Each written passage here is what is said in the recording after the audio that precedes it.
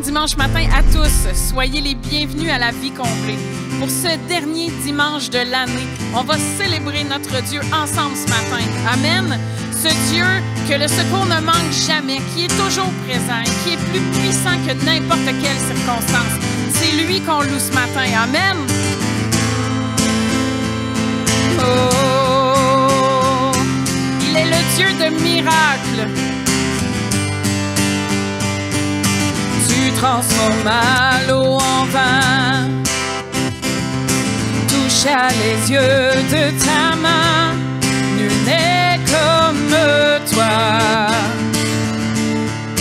comme toi.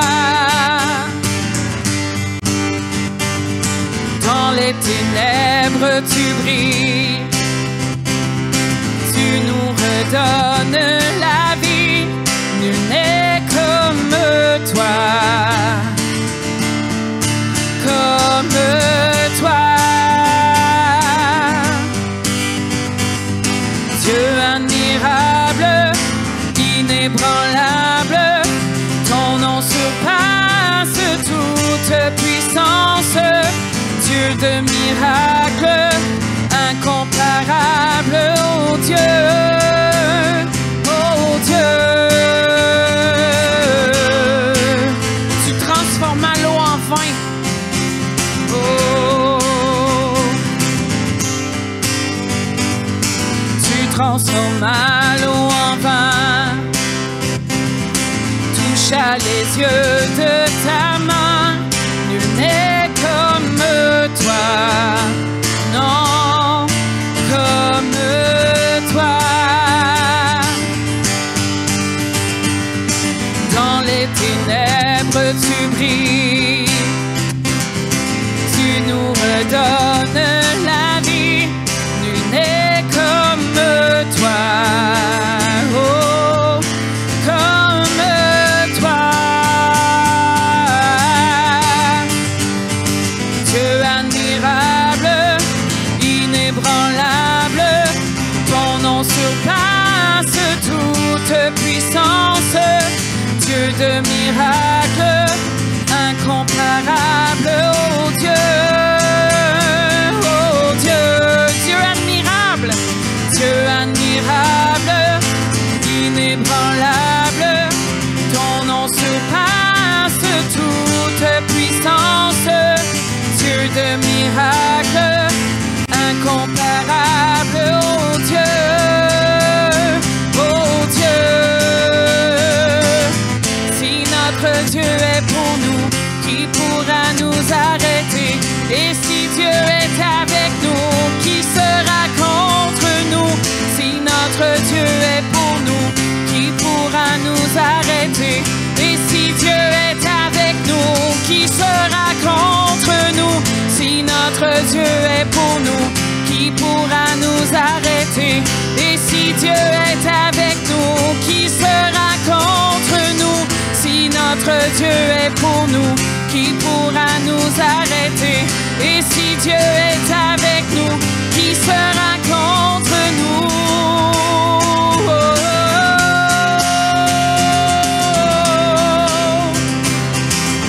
Qui sera contre nous? Oh, il est le Dieu admirable qui transforme les situations. Amen. On va le chanter, Dieu admirable, Dieu admirable, inébranlable, ton nom surpasse toute puissance. Mirable, incomparable, oh Dieu, oh Dieu. Dieu admirable, inébranlable, ton nom surpasse toute puissance. Dieu de miracles, incomparable, oh Dieu, oh Dieu. Si notre Dieu est pour nous, qui pourra nous arrêter? Et si Dieu est avec nous, qui sera contre nous? Si notre Dieu est pour nous, qui pourra nous arrêter? Et si Dieu est avec nous, qui sera contre nous?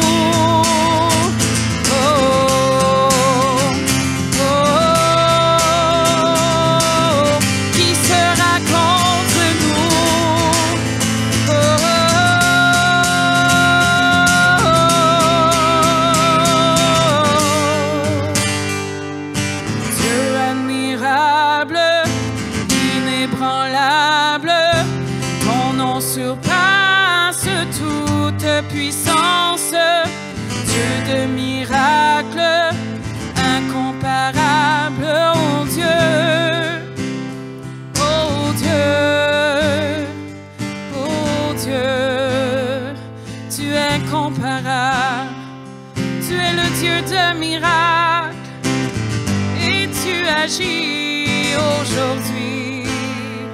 Alléluia.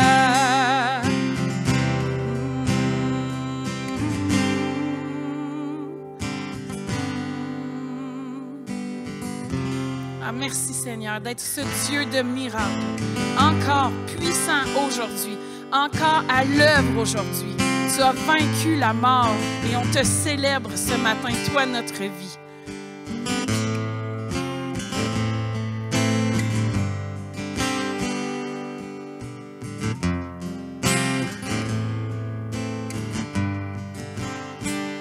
Par ses blessures, je suis guéri. Par ses mains percées, je suis libre. Par son sang purifié, en lui nous avons la victoire. Par ses blessures, je suis guéri. Par ses mains percées, je suis libre. Par son sang purifié, en lui nous avons la victoire. Le péché est brisé, car Jésus a tout vaincu.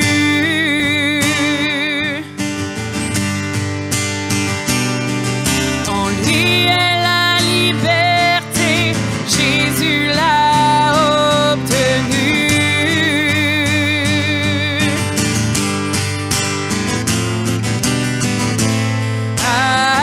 Alléluia, en toi seul est la victoire. Alléluia, tu l'as remporté pour moi. La mort n'a pu te garder. Tu es ressuscité. Tu règnes en majesté. Toi le roi élevé. Dieu est élevé, il est vivant, il règne dans les cieux, il est vainqueur. Dieu est élevé, il est vivant, il règne dans les cieux, il est vainqueur. Dieu est élevé, il est vivant, il règne dans les cieux, il est vainqueur. Dieu est élevé, il est vivant, il règne dans les cieux, il est vainqueur.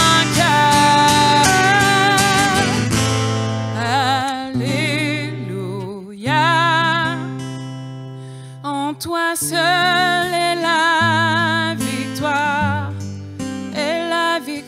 Jésus. Alléluia, tu l'as remporté pour moi. La mort n'a pu te garder. Tu es ressuscité. Tu règnes en majesté.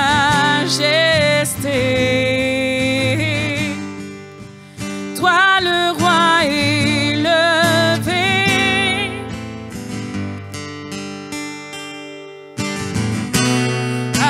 Alléluia, en toi seul est la victoire.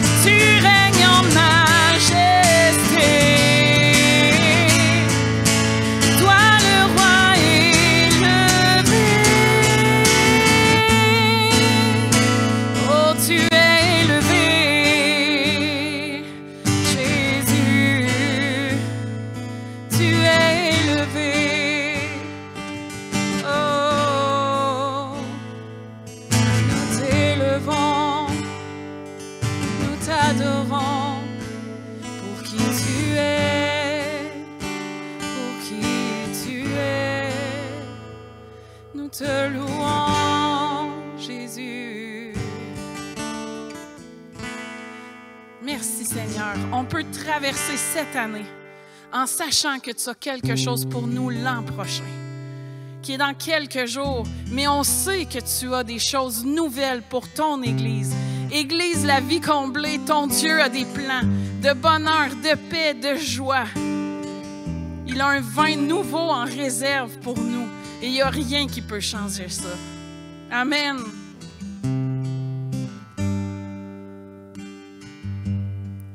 Sous la pression, sous la tension, tu fais un vin nouveau.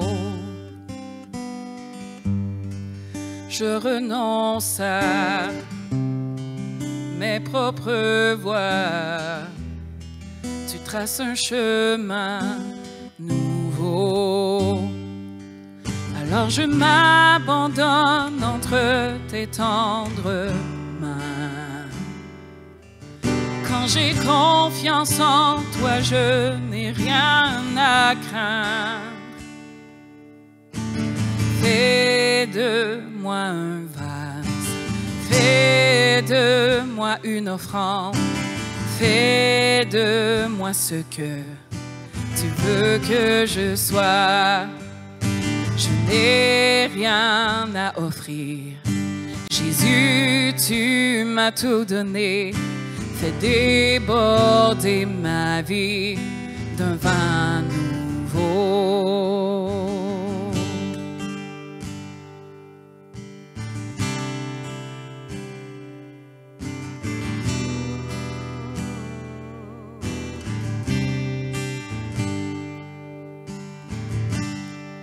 Sous la pression, sous la tension, tu fais un vin nouveau. Je renonce à mes propres voies. Tu traces un chemin nouveau. Tu traces un chemin nouveau.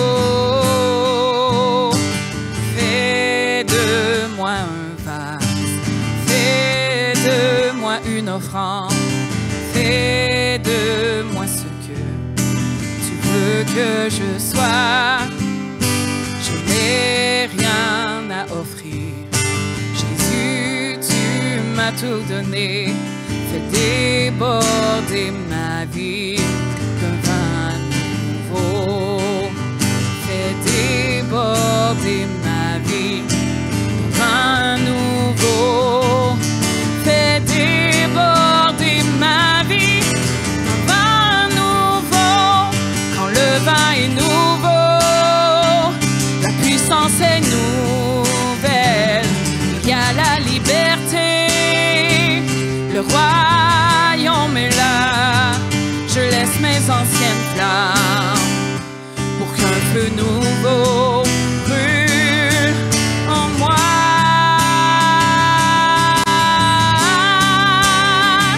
Quand le vin est nouveau, la puissance est nouvelle.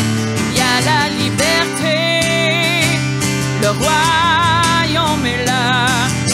Je laisse mes anciennes flammes pour qu'un feu nouveau brûle en moi.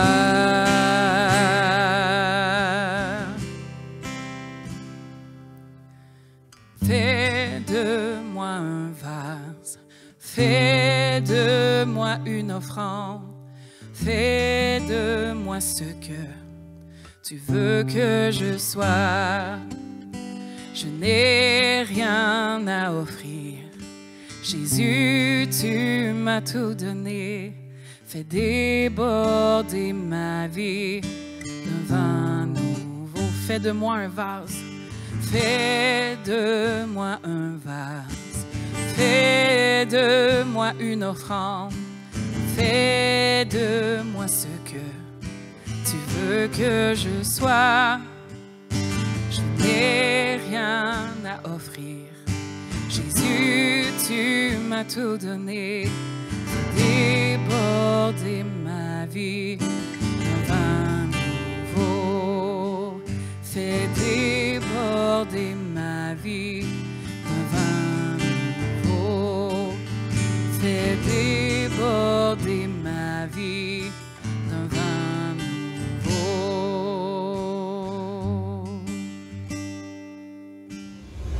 Bon matin tout le monde, ici Pasteur Ken Mafou et c'est un plaisir de vous accueillir aujourd'hui. Puis, bien entendu, laissez-moi commencer en vous souhaitant à tous et chacun une bonne et heureuse année. Et j'ose espérer que vous passez du bon temps en ce moment avec vos proches, vos familles, vos amis, les gens qui sont importants pour vous. Bref, que vous avez aussi un temps de repos. Et je suis vraiment excité aujourd'hui d'apporter la parole parce que pour moi, le début d'année est vraiment une saison, une période excitante, parce que c'est une période de nouveau ou de renouveau, une période de rédemption, c'est-à-dire on dirait que c'est un temps où est-ce qu'on peut d'une certaine manière racheter les choses, les erreurs qu'on a faites l'année dernière, un temps où est-ce qu'on peut se permettre de rêver, de se fixer des objectifs. Puis, donc aujourd'hui, je veux être un peu d'un côté votre cheerleader, c'est-à-dire votre personne qui vous encourage, qui vous motive en vous disant oui, vous avez ce qu'il faut, vous êtes capable, vous êtes bon, vous êtes bonne, ça peut être la meilleure année de votre vie, mais en même temps, je veux vraiment que ce soit clair que si on veut que cette année soit une belle année, il y a une chose qu'il va falloir absolument faire dans nos vies, c'est-à-dire quoi? C'est-à-dire de mettre de côté les excuses. Et c'est d'ailleurs le titre de mon message aujourd'hui, c'est quoi? C'est « Terminer les excuses ». Terminer les excuses. Et mon désir, c'est vraiment quoi? C'est vraiment qu'on puisse prendre responsabilité. Responsabilité pour nos vies, pour nos actions, de manière à pouvoir entrer dans les plans et les projets que Dieu a préparés pour nous avant la fondation du monde. Donc, si vous voulez bien, on va aller lire ensemble en Éphésiens, chapitre 4. On va lire les versets 12 à 15 dans la version parole vivante. Et puis, par la suite, on va commenter, on va voir qu'est-ce que ces versets nous disent par rapport à ce que Dieu désire pour nous. Alors, Éphésiens chapitre 4, versets 12 à 15 va comme suit. « Tous ces dons ont été accordés pour le perfectionnement des chrétiens, afin qu'ils soient tous convenablement équipés pour leur service et que chacun soit rendu capable d'exercer son ministère en vue de la formation du corps de Christ. Il nous a donné ses frères pour que nous parvenions à une profonde unité par le moyen de la foi et d'une parfaite connaissance du Fils de Dieu, que nous devenions majeurs et pleinement matures. OK, soulignez ceci, on va y revenir. Que nous devenions majeurs et pleinement matures et que notre personnalité atteigne son plein épanouissement sur le modèle du Christ et que nous formions tous ensemble cet homme parfait qui constitue la plénitude qui nous vient du Christ. Verset 14, on continue. « Car il ne faut pas que nous restions toujours des petits enfants, ressemblant à ces esquifs ballottés par les flots et entraînés çà et là par chaque coup de vent, c'est-à-dire par chaque doctrine en vogue. Ne soyons pas à la merci d'hommes instables et sans scrupules qui, par leur art de présenter leur invention mensongère, cherchent à entraîner les autres dans les séductions de l'erreur. » Et finalement, le verset 15 nous dit, « Non, Dieu veut que nous maintenions fidèlement la vérité dans l'amour et que nous la prêchions par toute notre vie. » Wow! Ainsi, nous entrerons dans une communion toujours plus intime avec celui qui est la tête de l'Église, le Christ vivant. Ainsi, nous grandirons vers lui à tous égards jusqu'à ce que nous ayons pleinement atteint sa mesure. Okay? que ça nous dit ici, hein, on a lu un long passage, mais si on résume, on nous parle de quoi? On nous parle, hein, d'abord, ça commence en nous disant tous ces dons. Quels dons on parle? On parle des dons que l'on appelle les dons du ministère, les dons de pasteur, prophète, évangéliste, enseignant, docteur, apôtre. Pourquoi? Que Dieu a donné pour que les saints, c'est-à-dire l'Église, chaque chrétien soit rendu capable d'exercer ce à quoi Dieu les a appelés. Donc déjà ici, on peut dire que Dieu, en tant qu'enfant de Dieu, Dieu nous a appelés à accomplir quelque chose pour son service, à accomplir quelque chose pour bâtir son Église. Et alors que nous entrons dans une période où nous allons faire des résolutions, des objectifs, des projets, hein, à court et à long terme, bref, sachez que Dieu aussi a des rêves pour nous. Et ces rêves, c'est quoi? C'est que nous atteignions à l'âge adulte, que nous devenions matures. Mais pour ça, nous devons mettre de côté les excuses. Et qu'est-ce qu'on veut parler quand on dit excuse? Hein? Qu'est-ce qu'on veut désigner? Parce que je pense que c'est important qu'on s'entende, qu'on ait la même définition aujourd'hui de excuse. Aujourd'hui, je vais vous présenter une excuse. Donc, lorsqu'on va parler d'excuse, on parle de quelque chose, d'une raison dont on se sert pour justifier quelque chose d'une manière à se dégager de toute responsabilité. OK?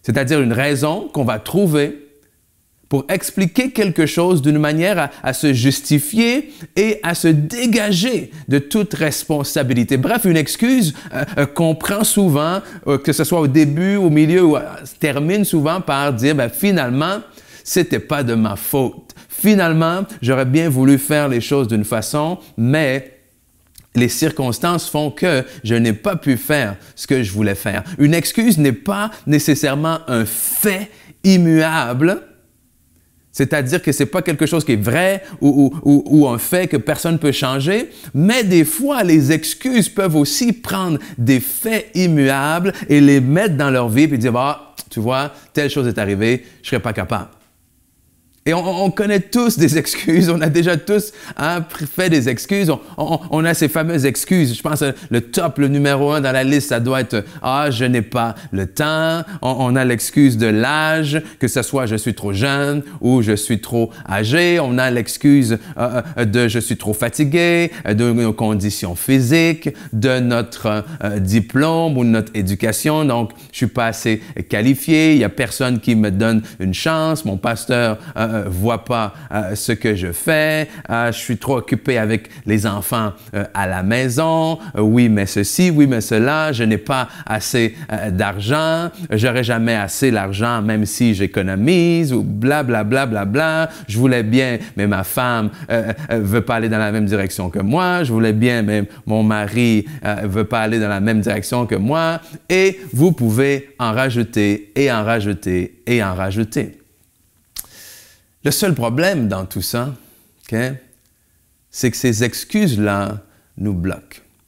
Ces excuses-là nous bloquent. Pourquoi? Parce qu'on se rappelle ce qu'on a dit. Vous avez peut-être des rêves, vous avez peut-être des résolutions, des projets, des objectifs, et c'est excellent. Mais vous savez aussi que Dieu en a lui aussi pour vous. Nous savons qu'il a des plans, qu'il a préparés pour nous avant la fondation du monde. Nous savons qu'il a tracé un chemin pour nous, que nous sommes son ouvrage, créé en Jésus-Christ pour des bonnes œuvres qu'il a préparées d'avance afin que nous les pratiquions. Et en Éphésiens 4, ce qu'on vient de lire, c'est quoi? C'est que une des choses que Dieu a pour nous, c'est qu'on devienne semblable à son Fils, qu'on puisse être rendu à son image. Mais pour ça, encore une fois, il nous faut grandir, devenir mature. Parce que le problème, ce n'est pas d'être un enfant. Parce qu'on doit tous passer par l'âge enfant, n'est-ce pas? OK? Le problème, c'est de demeurer enfant. On a tous connu ou peut-être dit l'expression de dire « Oh, ça c'est quelqu'un de mature » ou bien « Ça c'est quelqu'un d'immature ». Et quand on dit immature, souvent ce que l'on veut sous-entendre, c'est quoi? C'est que c'est un adulte ou quelqu'un qui agit d'une façon qui est inférieure à ce que son niveau d'âge devrait agir. Donc un adulte qu'on va traiter d'immature, c'est quoi? C'est un adulte finalement qui va agir comme un enfant. Et lorsqu'on met des excuses, lorsqu'on trouve des excuses, c'est quoi qu'on fait?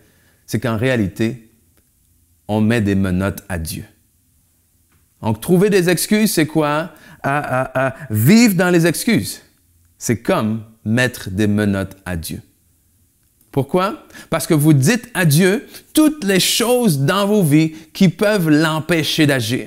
C'est qu'on met de côté toutes les paroles, toutes les promesses, les versets qui nous disent « Oh, tout est possible à celui qui croit, rien n'est possible, rien n'est impossible à Dieu. Hein, » Ce qu'il dit, la chose arrive. Et là, tout d'un coup, on arrive par contre avec toutes nos excuses. Oui, mais Seigneur, je suis pas assez vieux. Oui, mais Seigneur, je suis trop jeune. Oui, mais Seigneur, j'ai pas assez d'argent. Oui, mais Seigneur, j'ai pas assez d'expérience. Oui, mais Seigneur. Et là, on confesse la parole. D'un autre côté, on veut déclarer les choses dans nos vies et en même temps, par nos excuses, on menotte Dieu. On dit à Dieu, mais toutes ces choses-là, finalement, sont plus grandes que toi. Et Dieu est là et menotté, il dit, moi, tout ce que je veux, c'est de m'accomplir dans ta vie, c'est de me manifester dans ta vie, mais tu m'as mis des menottes, tu m'as mis des limites et tu as placé des choses, des circonstances, des événements, des faits qui peut-être sont vrais au-dessus de ma capacité d'agir dans ta vie. Et c'est là où je veux faire attention, je vais être sensible aux différentes situations que vous vivez. Okay? Je ne sais pas qui écoute en ce moment, je ne sais pas qu'est-ce que vous traversez en ce moment, mais je suis à peu près certain qu'il y en a plusieurs d'entre vous qui traversez des situations sincèrement difficiles et que vous n'êtes pas sincèrement à la recherche d'excuses, que vous êtes sincèrement en train de subir quelque chose qui est au-delà peut-être de ce que vous êtes capable de voir. Mais je veux malgré ça vous faire comprendre que entre le stimuli et la réponse, il y a quelque chose au milieu d'extrêmement important qu'on appelle le choix, qu'on appelle la décision. C'est-à-dire quoi? C'est-à-dire que entre la circonstance, l'événement ou le fait que je vis et la réponse que je vais avoir à ça, il y a au milieu, aussi rapide que ça puisse être parfois, il y a cette notion de choix, de liberté de choix, de liberté de décision. Bref, la situation n'a pas besoin de m'imposer, de décider une réponse prédéfinie. Quel exemple? Quel exemple? Il y a beaucoup d'hommes et de femmes dans le monde, dans l'histoire, qui ont vécu des choses difficiles. On peut penser par exemple écoute, le nombre de musiciens ou d'artistes qui ont eu des handicaps.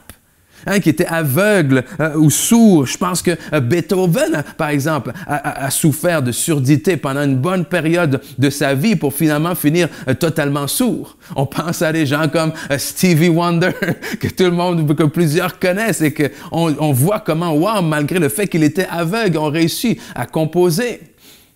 Pensez à Nelson Mandela, qui a été quoi? Emprisonné injustement pendant des années, 27 ans, je pense, si je ne m'abuse. Mais est-ce que ça a été une excuse pour lui? Est-ce que ça l'a empêché de passer de la prison à la présidence? Non. David, si on veut aller dans la Bible, hein, David, le roi David, aurait pu trouver des excuses, aurait pu trouver, oh, mais je suis le plus jeune de toute ma famille, oh, mes parents et mes frères m'ont même pas invité à la fête, lorsque le prophète est venu pour oindre le roi. Oh, quand je suis allé voir Goliath et tout ça, mes frères m'ont méprisé. Hein? Le roi a essayé de me tuer. Ah, qui suis-je? Il aurait pu aller se cacher. Oh, non, non, non, David n'a pas fait ça. Et il y a un autre exemple de quelqu'un dont j'ai écouté, j'ai entendu le témoignage dernièrement. Je vais essayer de bien prononcer son nom. J'aurais dû le mettre à l'écran, je m'en excuse. Il s'agit de Nick Vujicic. Okay? Je vais vous dire, son nom de famille se prononce V-U-J-I-C-I-C. Okay? Et lui, wow, c'est particulier, ce jeune homme, cet homme qui est rendu, je pense, adulte, est né sans bras et sans jambes. Imaginez, okay? Regardez-moi en ce moment qui bouge énormément mes bras. J'ai pas de bras, pas de jambes. Et c'est comme ça qu'il est né, cet homme-là. Et dans une partie de son témoignage, c'est tellement fort. Hein, il raconte que lorsqu'il est né, okay, son père, lorsqu'il est sorti justement du ventre de sa mère, son père a remarqué l'épaule qui est sortie. Mais avec l'épaule, il n'y a pas de bras qui vient. Et il va voir le médecin vraiment tout paniqué. Il dit, « Hey, vous avez vu? Mon fils, il n'y a pas de bras. » Et le médecin lui dit, « Oh non, non, pas il n'y a pas de bras. Il n'a pas de bras et il n'a pas de jambes. » Et là, tout d'un coup, le père n'est pas capable, il sort de la pièce tellement il est sous le choc, sous les émotions. Sa mère, évidemment, voir son enfant sortir comme ça, vous imaginez. Et il parle comment sa mère, sa propre mère, n'a même pas été capable de le prendre dans ses bras pendant plusieurs semaines et mois et tout ça. Et comment, en grandissant, imaginez un jeune garçon comme ça qui grandit, qui va à l'école, qui est méprisé par les autres autour de lui. Et à l'âge de 8 ans, il regarde sa vie, il demande pourquoi est-ce que Dieu, tu m'as fait comme ça, parce que ses parents étaient chrétiens et même ses parents ont eu une période difficile dans leur foi. Hein? Et lui, à l'âge de 8 ans, il dit, mais Seigneur, pourquoi est-ce que tu m'as créé, tu m'as laissé comme ça? Et à l'âge de 8 ans, il essaie de s'enlever la vie, il essaie de se noyer dans la baignoire. Mais incapable, comme il raconte, il dit, je pense à mes parents, je pense à tout l'amour qu'ils ont pour moi, je pense à toute la peine que ça va leur faire et je suis incapable, alors je continue. Mais je pose une question à Dieu, il dit, c'est ça. Il dit, plus tard dans sa vie, à travers les épreuves, un jour, il pose une question à Dieu, il dit, Dieu, dis-moi, réponds-moi, pourquoi est-ce que tu m'as fait comme ça? Parce que tant et si longtemps que tu ne me répondras pas, je te servirai pas. Et là, de ce cœur un peu amer et tout ça, et finalement, il raconte la réponse que le Seigneur lui a donnée. Et j'aime ça parce que par cette réponse, tu vois vraiment la manière dont le Seigneur opère. On le voit à travers les évangiles. Comment est-ce que quand Jésus, par exemple, les gens lui posent des questions, souvent, comment est-ce que Jésus répond? Par une question à son tour. Et c'est ce qui est arrivé avec Nick. Il a posé à Dieu, mais explique-moi pourquoi est-ce que je suis dans cette situation-là, sinon je ne te sers pas. Et la réponse qu'il a reçue de Dieu est celle-ci. Et c'est la réponse que je veux vous donner aussi aujourd'hui à vous qui nous regardez en ce moment et qui passez peut-être par des moments difficiles. La réponse que Dieu lui a donnée sous forme d'une question, c'est « Me fais-tu confiance? » Ouf! Me fais-tu confiance? Donc, Dieu, pourquoi est-ce que je suis né sans bras ni jambes? La réponse est, me fais-tu confiance?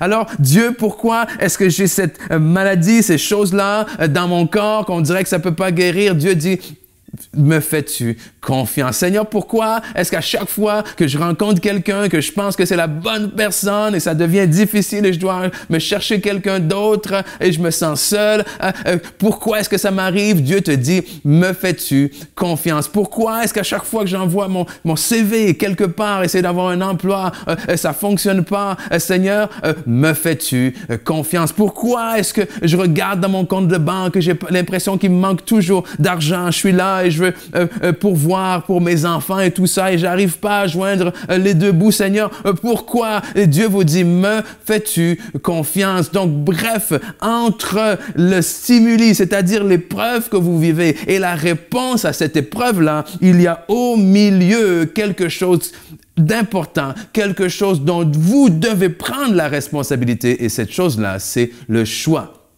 Et c'est exactement ce que Nick dit dans son témoignage. Il a dit un jour, j'ai décidé, j'ai eu le choix. J'ai dit, je peux continuer à me plaindre et à me lamenter sur ce que je n'ai pas ou décider d'être reconnaissant pour ce que j'ai. Écoutez bien, wow! Un garçon né sans jambes, sans bras. Est-ce qu'on peut dire que c'est quelqu'un de limité dans la vie, hein? Décide de dire, j'ai le choix maintenant de vivre ma vie en me lamentant sur ce que je n'ai pas et sur ce que je pense qui me manque pour être heureux, ou en vivant une vie reconnaissant pour ce que j'ai. Et il a décidé de choisir la deuxième partie. Je le répète, il a décidé. Dites-le avec moi, il a décidé. Je répète, décider. C'est un choix, c'est pas quelque chose qui est arrivé par hasard. Et aujourd'hui, Il voyage à travers le monde, il partage son témoignage, on le voit devant des stades, des foules remplies, des foules pleines à craquer, où ce qu'il raconte son témoignage de sa foi envers Dieu. Plusieurs personnes ont donné leur vie au Seigneur à travers son témoignage. Il est marié, il a des enfants, on le voit des images faire du surf et tout ça. Tu n'as pas l'air d'un garçon qui a décidé de s'asseoir sur ses limitations, mais au contraire de vivre pleinement par rapport à ce que Dieu lui avait donné. Amen. Et c'est ce que je veux pour vous. Je veux que cette année 2023 soit une année où vous puissiez vivre pleinement. Une année où les limitations, ou les murs, ou les circonstances dans vos vies ne soient pas des limitations. Surtout, ne vous servent pas d'excuses pour vous asseoir sur moins que ce que vous êtes capable de faire avec le Seigneur. Et c'est tellement important de grandir. Pourquoi est-ce qu'on veut grandir? Deux raisons rapidement. Pourquoi est-ce que c'est important pour nous de grandir, d'atteindre la maturité? Pourquoi? Afin qu'on puisse rester solide à travers les épreuves. Okay? On veut être solide à travers l'épreuve. Pourquoi? Parce que vous remarquerez, nous savons tous que quoi? Les épreuves font partie de la vie.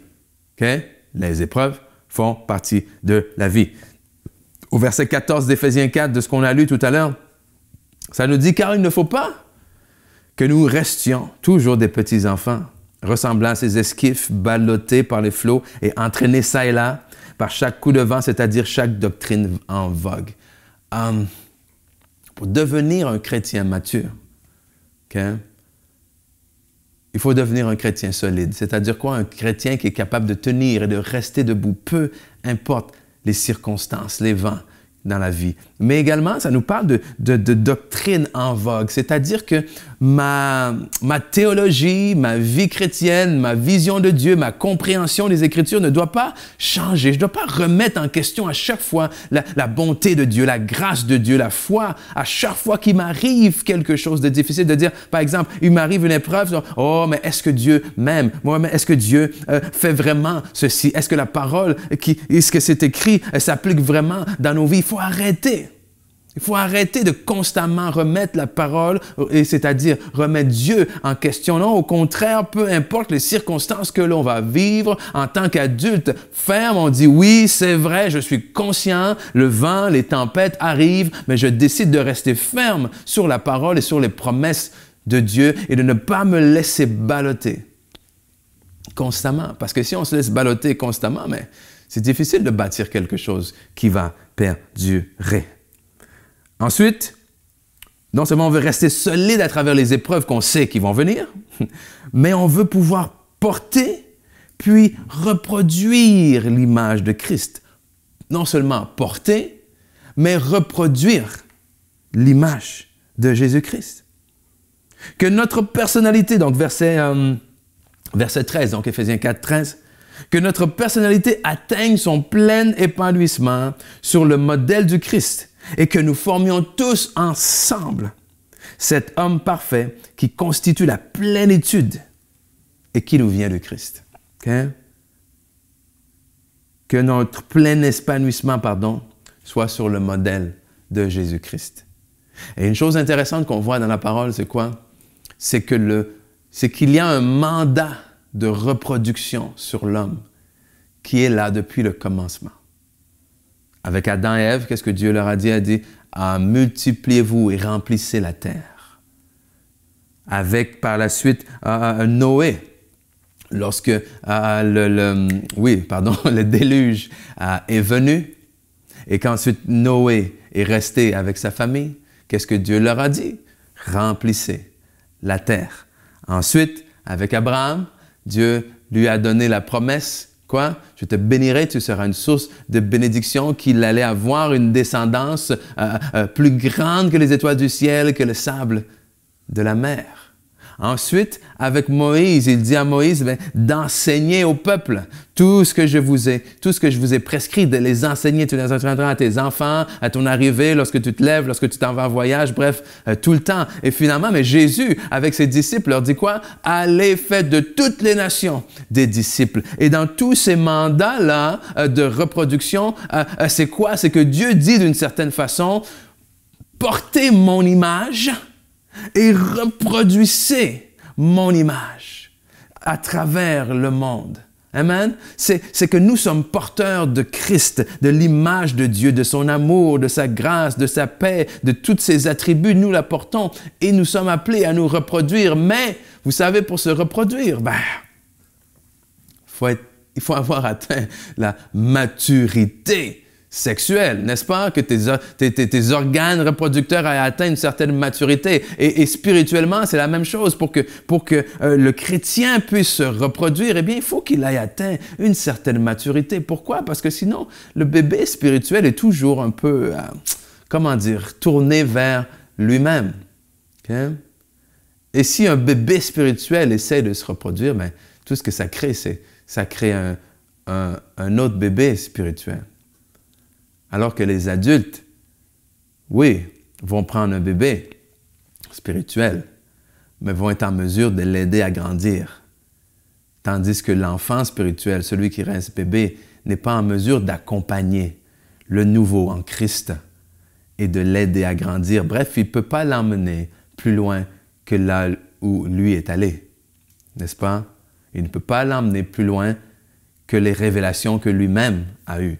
Et c'est là où, Dieu merci, l'œuvre aussi du Saint-Esprit entre en jeu. Mais tout ça pour qu'on comprenne que le mandat de reproduction est extrêmement important. Donc, deux raisons pour lesquelles c'est important pour nous de grandir. Et on va voir en terminant 2 raisons aussi, ou plutôt 2 moyens, 2 manières, 2 caractéristiques d'un adulte, de comment est appelé à agir un adulte. La première des choses, c'est quoi? C'est que l'adulte sait faire passer la récompense éternelle avant la satisfaction temporaire. Ouh. Pardon. On répète. L'adulte sait faire passer la récompense éternelle avant la satisfaction temporaire. Bref, qu'est-ce que ça veut dire ça?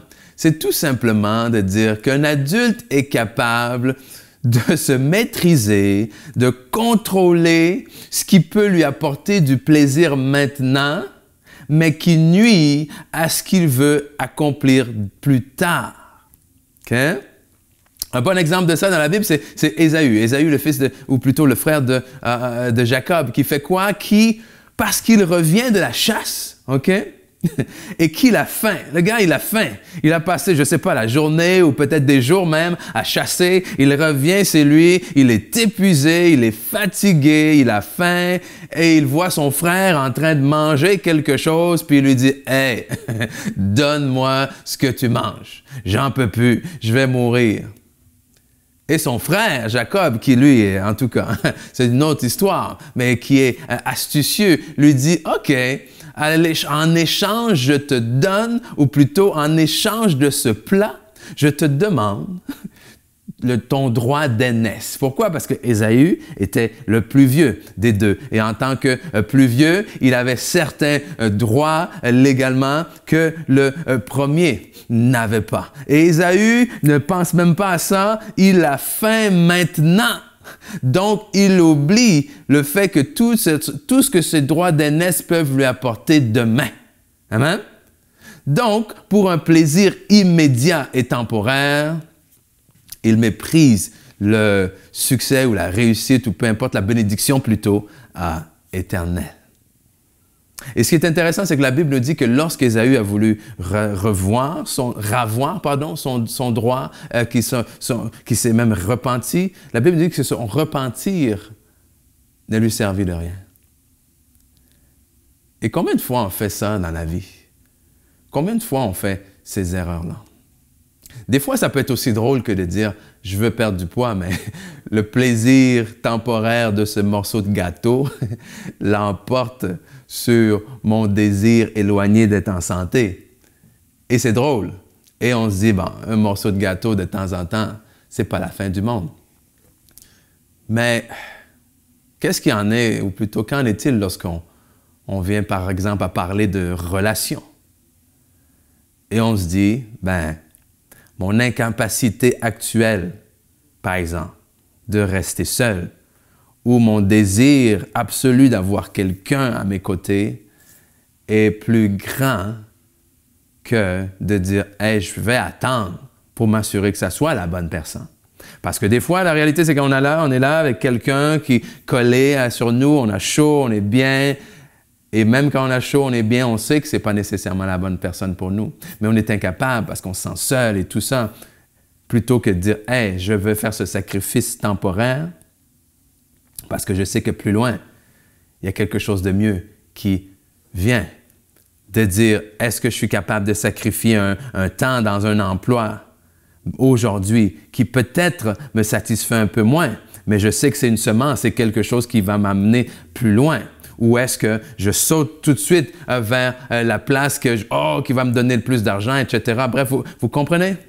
Et j'aime comment la Bible le dit lorsqu'on parle de Moïse. Okay? En Hébreux chapitre 11, Hébreux chapitre 11, versets 24 à 26. Okay? Hébreux 11, 24 à 26 nous dit en parlant de Moïse, toujours dans la version Parole vivante, poussé par cette même foi, Moïse lui-même, une fois devenu grand, renonça au titre de fils de la fille de Pharaon. Il a choisi, écoutez bien, il a fait quoi? Il a choisi, qu'est-ce qu'on a dit plus tôt? Entre le stimuli et la réponse, il y a un choix. Entre ce que l'on vit et comment on va réagir, il y a le choix. Et le choix nous appartient. On revient.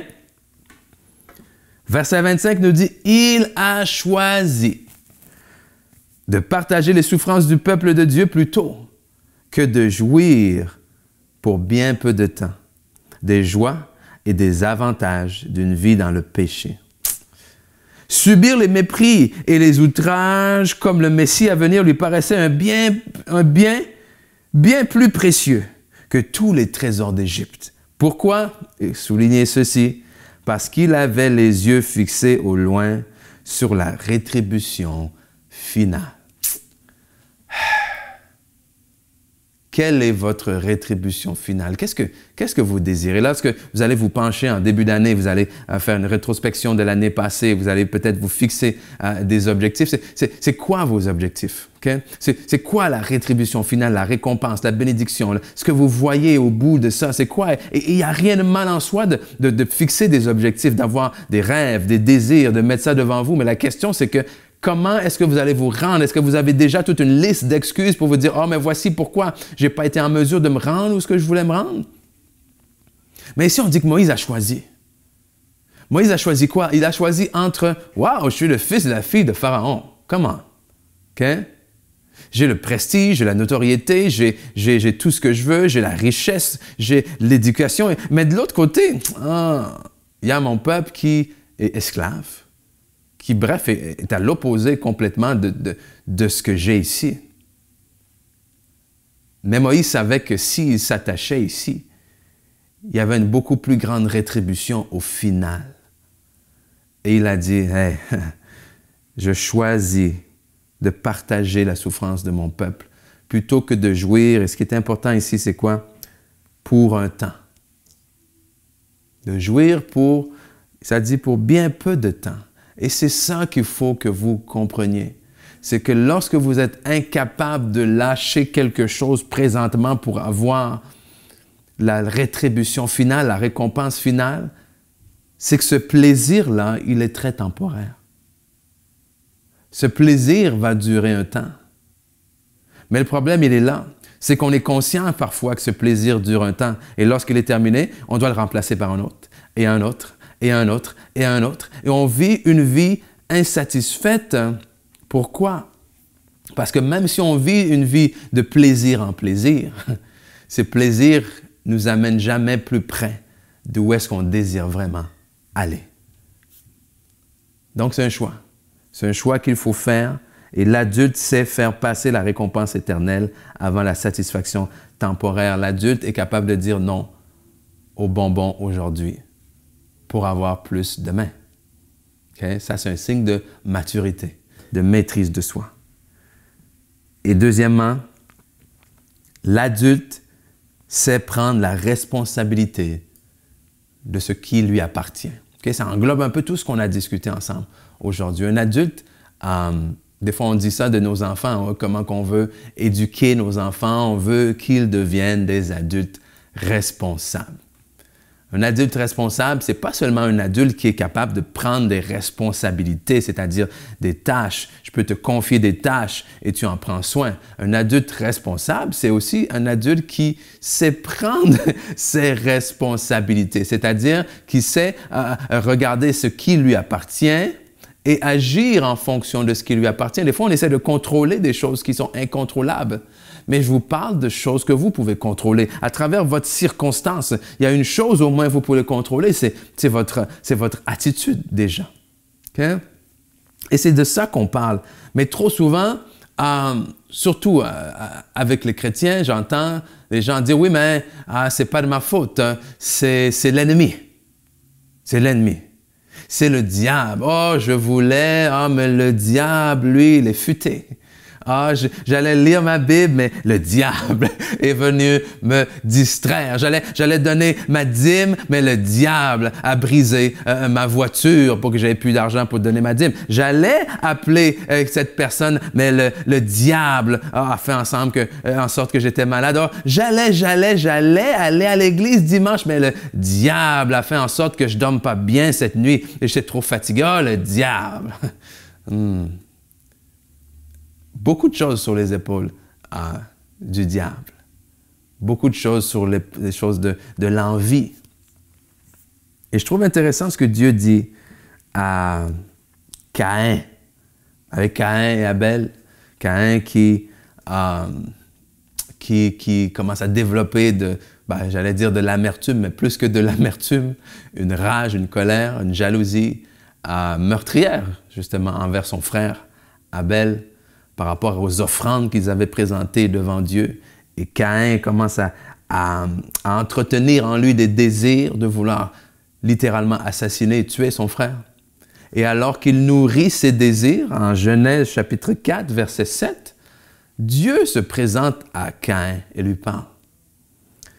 Dieu dit à Caïn, « Certainement, si tu agis bien, tu relèveras ton visage. Mais si tu agis mal, le péché se couche à la porte et ses désirs se portent vers toi. Mais Dieu lui dit, mais toi, domine sur lui. » Wow! Mais toi, ça vaut la peine de le relire. Genèse chapitre 4, verset 7. « Certainement, si tu agis bien, tu relèveras ton visage.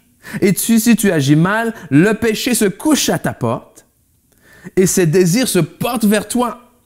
Mais toi, domine sur lui. » Dieu est en train de lui dire, « Hey, je sais, il y a une tentation qui est en train de naître dans ton cœur. Il y a des images qui sont en train de prendre naissance dans ton cœur, des désirs qui s'élèvent dans ton cœur, qui sont en train de te pousser vers une action. Mais entre le stimuli, Dieu lui dit, entre le stimuli du péché et l'acte de péché, toi, tu dois dominer. Toi, tu dois faire un choix. Et c'est là où je vous dis qu'il faut arrêter de toujours chercher des excuses et surtout de dire « Ouais, mais c'est l'ennemi qui a planté ces pensées-là dans mon cœur, c'est l'ennemi qui est... » Oh non, non, non, non, non, non.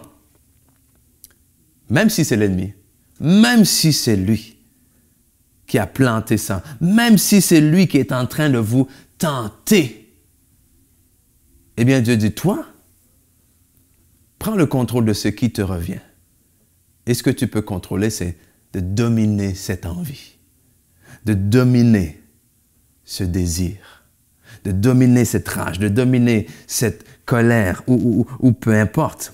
Pourquoi? Parce qu'il y a quelque chose que j'ai écrit dans mes notes. Écoutez bien, c'est très, très, très important. Parce que les enfants cherchent les excuses, mais les adultes, eux, cherchent des solutions. Les enfants cherchent des excuses, mais les adultes cherchent des solutions. Alors, êtes-vous un enfant ou un adulte? Si vous êtes un adulte, vous allez chercher des solutions. Si vous êtes un adulte, vous allez faire face aux situations et vous dire, OK, Ça, je ne peux pas changer ça. Ça, je ne peux pas changer ça. Ça, je ne peux rien faire contre ça. Mais qu'est-ce que, dans ma situation, je peux faire une action concrète pour? Et c'est là qu'on va aller voir les paroles de l'apôtre Paul en 1 Corinthiens chapitre 9, versets 24 à 26. 1 Corinthiens chapitre 9, versets 24 à 26, qui nous dit, « Hey, ne savez-vous pas que sur un stade, tous les concurrents courent pour gagner, mais cependant, un seul remporte le prix. Courez comme lui, de manière à gagner. Tous les athlètes s'imposent une discipline sévère dans tous les domaines pour recevoir une couronne qui pourtant sera bien vite fanée. Alors que nous aspirons à une couronne qui ne flétrira jamais. » Alors, verset 26, il nous dit donc, c'est pourquoi, si je cours, ce n'est pas à l'aveuglette. Si je m'exerce à la boxe, ce n'est pas non plus en donnant des coups en l'air. Amen. Donc, bref, il nous exhorte non seulement à aller de l'avant, mais à aller de l'avant d'une façon déterminée, d'une manière intentionnelle, d'une manière à prendre la responsabilité de ce qui nous revient. Et lorsqu'on est dans un ring de boxe, il y a quelqu'un qui est de l'autre côté de nous. On peut pas contrôler les coups que lui va nous donner, mais on peut contrôler comment nous, on va les recevoir, comment nous, on va contre-attaquer, et c'est ça. En ce début d'année, donc, je vous exhorte en vous disant, courez la course d'une manière à la remporter. Courez la course que le Seigneur a mis devant vous avec l'intention de remporter cette course, pas avec l'intention d'être meilleur que votre voisin, pas avec l'intention que les gens voient à quel point vous êtes bon, pas avec l'intention de remonter votre estime de vous-même, mais avec l'intention d'entrer dans les plans et les projets que Dieu a préparés d'avance pour vous, avec l'intention d'être béni et d'être à ce tour, par ce moyen même, une source de bénédiction autour de vous. Mais pour ce faire, il faut commencer par se relever. Regarder d'une manière objective notre situation et se dire, terminez les excuses. Hein? Prenez un engagement aujourd'hui.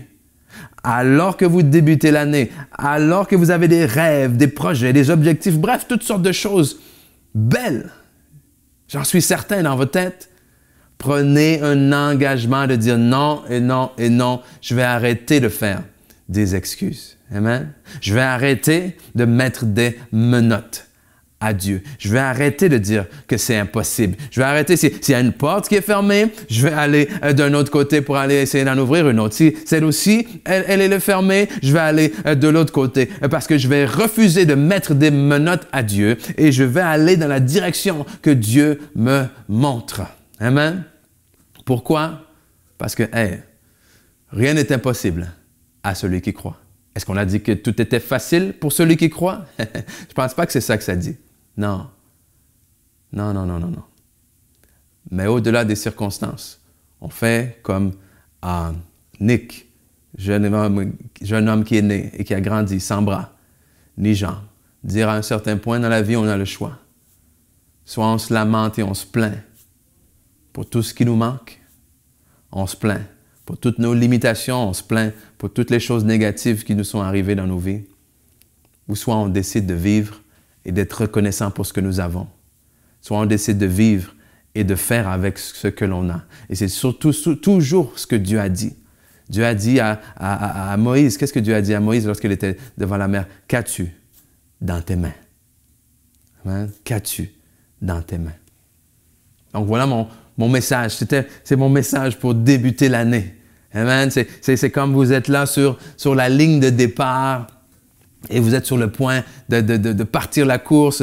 Hein, l'arbitre, le juge est là avec le fusil en l'air et il est sur le point de donner le coup de départ. Mais avant que le coup de départ soit lancé, je vais vous dire, moi, attends, hein, parce que quand tu vas partir à courir, tu vas être fatigué. Quand tu vas partir à courir, peut-être tu vas t'enfarger, tu vas tomber. Quand tu vas partir à courir, peut-être tu vas avoir une crampe. Quand tu vas partir à courir, peut-être qu'il y a quelqu'un qui va passer devant toi. Quand tu vas partir à courir, peut-être qu'il y a des choses dans ta ta tête qui vont faire en sorte que tu vas commencer à douter. Quand tu vas partir à courir, les choses ne se passeront peut-être pas comme tu l'avais. Je vais reculer. Quand tu vas partir à courir, les choses ne se passeront pas à 100% comme tu l'avais imaginé. Donc, avant de partir à courir, je veux que tu décides dans ta tête aujourd'hui, non, sur la course, sur le chemin que le Seigneur a tracé devant moi aujourd'hui, pour l'année 2023 et celle à venir, je ne ferai plus d'excuses. Terminez les excuses. Amen. Amen, amen, amen. Donc, wow. J'espère que vous avez été bénis. J'espère que vous avez été encouragés. Puis, j'aime terminer comme on termine toujours. Amen.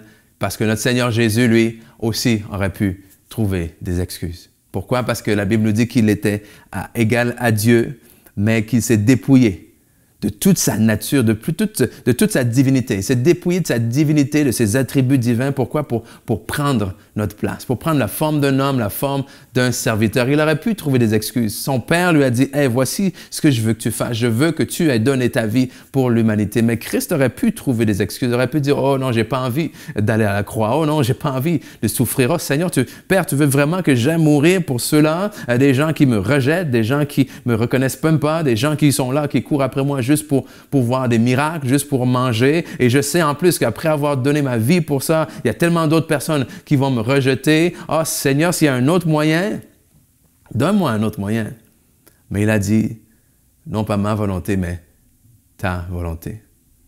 Jésus n'a pas trouvé d'excuses. Mais en voyant la joie qui lui était réservée, demain, a choisi de souffrir aujourd'hui pour vous. Et c'est ce que nous avons célébré d'ailleurs à Noël, la venue du Fils de Dieu, amen, qui est le salut pour l'humanité. Ça veut dire quoi? Ça veut dire que Jésus-Christ sauve le monde de nos péchés, nous sauve de ce qui nous éloigne de Dieu, nous sauve de ce qui nous empêche une communion avec Dieu, nous sauve de ce qui nous amène à une vie éternelle éloignée de Dieu. Mais non seulement nous sauve de ceci, mais nous donne la vie éternelle, la vie de Dieu elle-même qui habite en nous maintenant, qui a le pouvoir de produire des fruits pour l'éternité. Alors, si vous êtes là, je vais terminer en faisant une simple prière. Si vous êtes là aujourd'hui, que vous regardez à la maison et que vous vous dites, oui, je veux donner ma vie au Seigneur Jésus. Je vais lui faire confiance pour la première fois pour ma vie. Alors, je vous invite simplement à répéter ces mots-là après moi. Amen. On prie pour démontrer quelque chose qui est dans notre cœur, cette foi-là qui est dans notre cœur. Donc, on va dire simplement, Père éternel, je te remercie. Je te remercie pour le don gratuit de ton Fils Jésus. Aujourd'hui, je reconnais que je suis pécheur. Aujourd'hui, je te demande pardon pour tous mes péchés, pour tous mes manquements. Et je déclare que Jésus-Christ est le Fils de Dieu, qu'il est mort et ressuscité pour mes péchés et que par ma foi en lui, je reçois la vie éternelle. Donc aujourd'hui, plus d'excuses, je m'approche de Dieu. Amen. Amen, amen, amen. Donc, j'espère que vous avez été aussi bénis à écouter ce message que j'ai été en vous le partageant. Je pense que cet état d'esprit-là est un état d'esprit vraiment qui va donner, qui va lancer cette année-là du bon pied. Parce que oui, on peut dire, oh, cette année, ça va être la meilleure année de votre vie. Oh, vous allez être bénis. Alléluia. Oh, gloire à Dieu, ceci, cela. Mais ça commence ici. Et ça commence comment? En disant, terminez les excuses. Pasteur Ken Mafou, c'était une joie. Je vous souhaite encore une fois une bonne et heureuse année. On se revoit en présentiel, OK? Dimanche prochain, le 8 janvier. Donc, on sera là au cinéma RGFM à partir de 9h30. Donc, voilà. Bonne journée tout le monde. Que le Seigneur vous bénisse et à très bientôt. Bye bye.